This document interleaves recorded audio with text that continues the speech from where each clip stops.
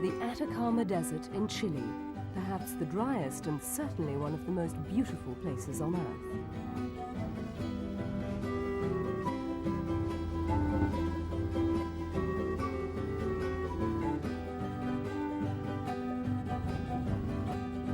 The Atacama lies some 2,000 kilometers from Chile's capital, Santiago. It is a vast landscape which hides a secret, the secret of white gold.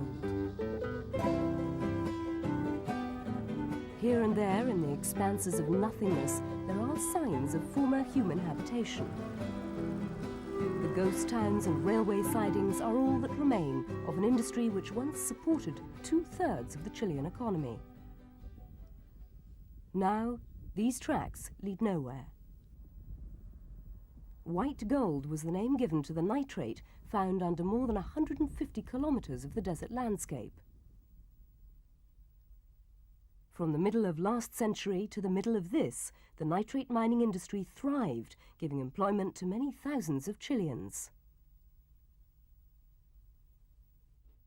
Between the sea and the mountains on the edge of the Atacama, the port of Iquique was established. Chileans remember Iquique as the site of an historic naval battle, marking the beginning of the Pacific War in 1879.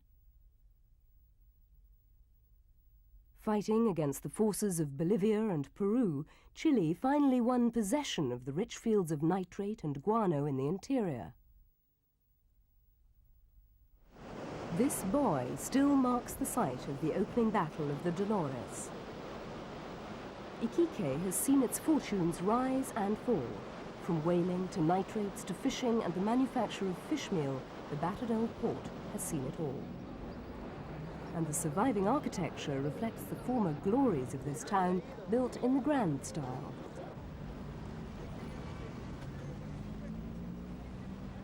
Turn the clock in the plaza back 100 years, and Iquique was a collection of tin shanties on the edge of a cliff. When Chilean naval commander Arturo Prat died in the battle in the bay, the town so dedicated to his memory was non-existent. Now, the central plaza bears his name. And the ornate British colonial architecture provides a clue to the town's progress. It was the surge of English settlers bringing profits from the nitrate mines who transformed Iquique. Grace MAYNE-NICHOLS recalls the heyday of the British in Chile. I mean to say, since we were children, we always had an English nurse and then a governess. So I meant to say, in those days we used to speak only English. Iquique was a showcase of the British abroad, where bosses played at nobility and the world outside was viewed through rose-tinted glass.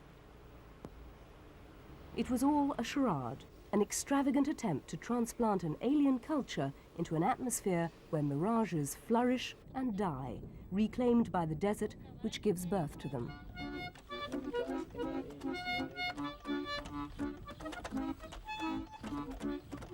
These ghostly, crumbling relics lie eerily in wait, as though hoping to survive until the good times return.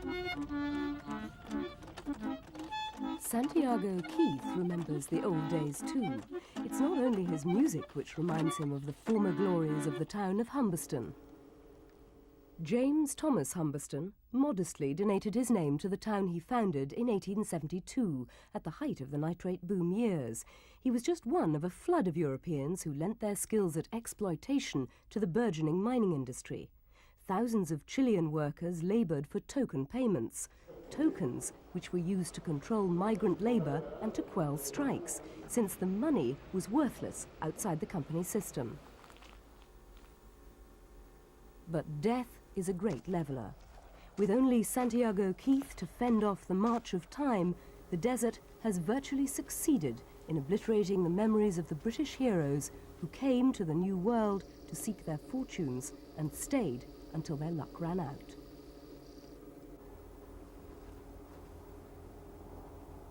James Thomas Humberston, the English chemical engineer, came to Chile aged 27 and died aged 89. But one wonders whether he ever called himself a Chilean. By 1960, Humberston had become a ghost town as nitrate was superseded by synthetics, but the tide of history is rolling back. Nitrates are coming into their own once more as the petroleum-based synthetic fertilizers begin to experience heavy price increases. There is still some activity to extract the iodine from the nitrate along the Pan-American Highway. Some Chileans hope another boom is round the corner. But today, as the trucks roll through, how many of their drivers care how the place got its name?